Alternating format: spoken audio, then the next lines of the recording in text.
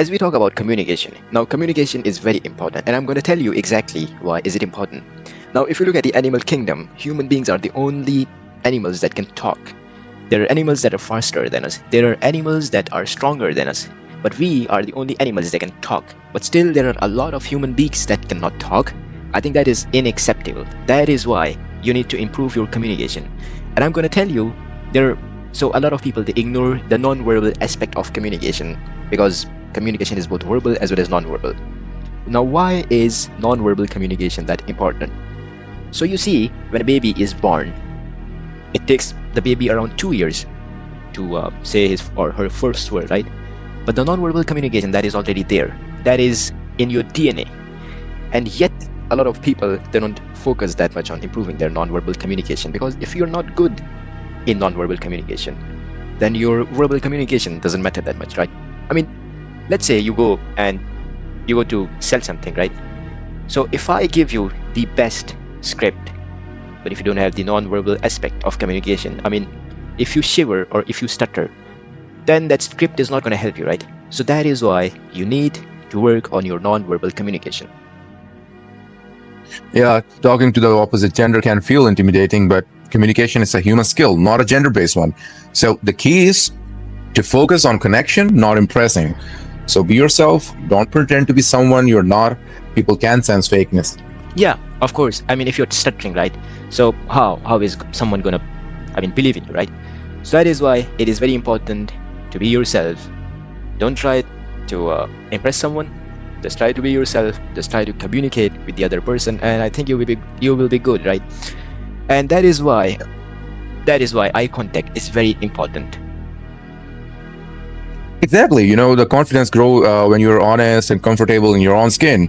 And eye contact is the main important thing. Yeah, it's more of an energy thing too, right? When you look in people's eyes, you are sort of stealing their energy. And that matters. That is the reason why when you look at all these MMA fights and in boxing, right? What they do in the stare down, they look each other in the eye as if they are trying to steal each other's energy. But most of the people, lack in a lot of things. They stare like a robot. They don't Yeah, avoid, the main thing, don't avoid eye contact like you're hiding something. Use a exactly. natural rhythm, like look at the eyes, look at away briefly, and then back again. That's the main thing that you're gonna go and be a heavy person on the other person. Yeah, I mean, as you mentioned, right? And a lot of people, so they're so nervous that they even look into the other person's eyes. So if you try to look them in the eyes, what they're going to do is they will try to ignore you. They're going to act as if they don't exist. They're not going to acknowledge you. And that is not good, right? You need to work on that. Because the thing is, if someone is looking into your eyes, at least acknowledge the person. So I think the bravest thing in nonverbal communication is looking into someone's eyes. And I think if you lack that skill, right, I think you need to work on that. And the best way to improve yourself in a thing or in a particular way is to work on that, is to take action.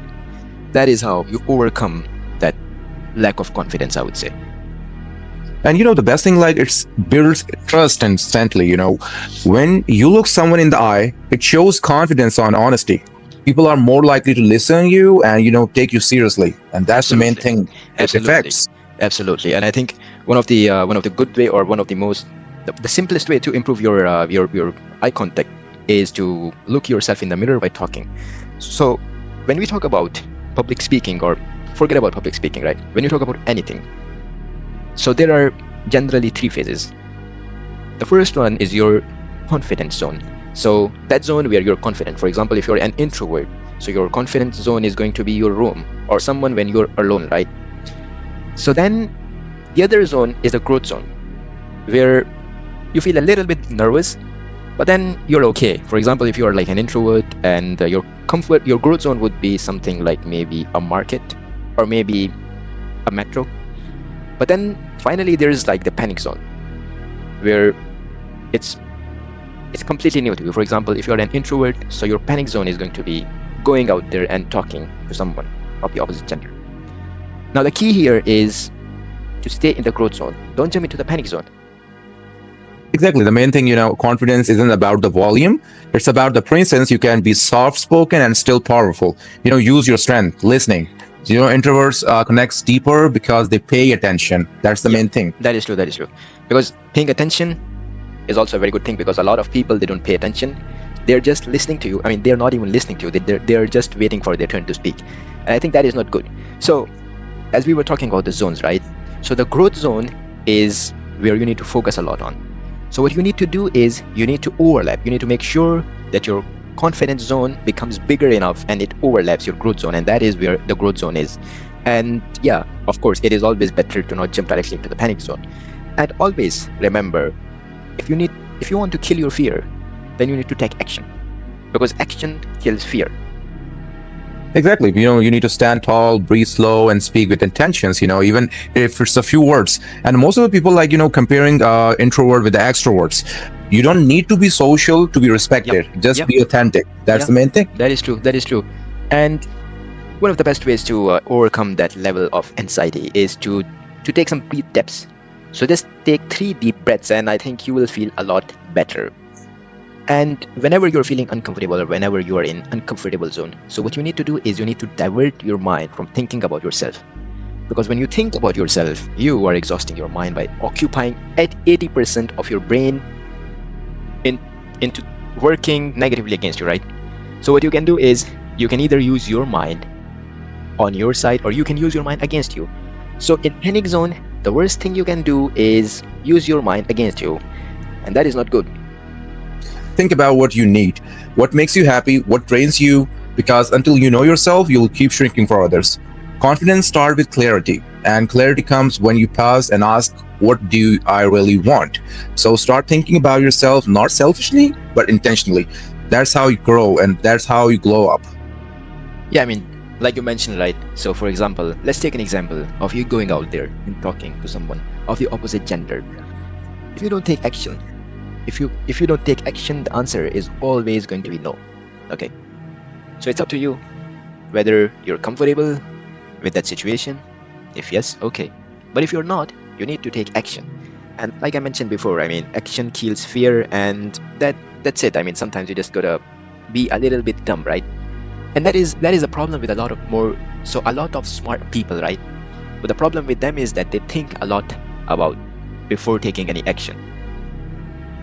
Whereas people who are not that smart, what they do is most of the time they don't think that much before taking an action, and that is why you see. I mean, for you to increase your probability of success, you need to Exactly. increase the chances that you take.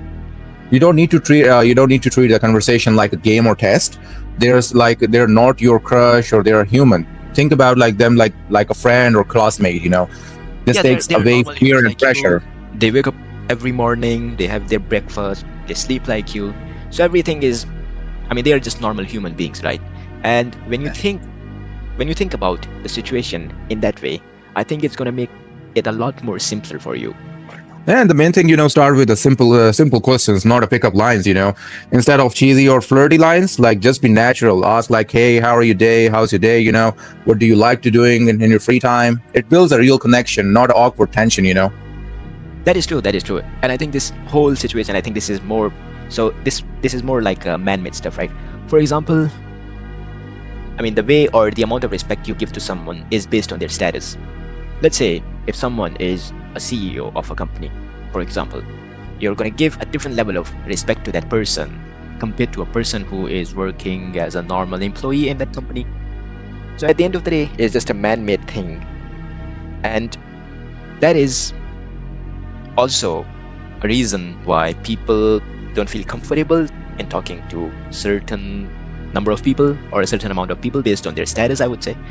So that is Exactly, and why, yeah, the main when thing, you're don't talking to try to someone, impress. exactly. So when you're talking to someone, think of them like human beings. Don't think of them as a CEO or something like that based on their status. You need to think them as normal human beings, and I think that is going to help you a lot. That's going to make things a lot more better. That's going to make things simpler for you. And that is exactly what Yeah. you need to do, right? As I say, don't try to impress, don't try to connect. Main thing, don't show off, just be present, honest, and genuinely interested. People feel more comfortable around someone like real than someone fake. Yeah, that is true. That is why they also say that when you are talking to someone, try, you need to avoid, I mean, you need to make sure that the other person can see your palms. Because when you're insecure, what a lot of people do, they try to fold their hands, they keep their hands in their pockets, and that is a direct signal of insecurity. You need, Yeah, last but not the least, the more real you are, the easier it gets. That because they are just human, same as you. yeah. And like I said before, non-verbal communication matters a lot more than verbal communication. So if you're trying to hide something, if you're telling the other person that you're insecure about certain things, then they're not gonna respect you. They're not gonna trust you. It's just how we humans are, right? So you need to work on that. And yeah, I mean, there are some simple things which you need to see, which you need to learn. You need to take action, and I think you will be fine. Exactly, that's the main thing.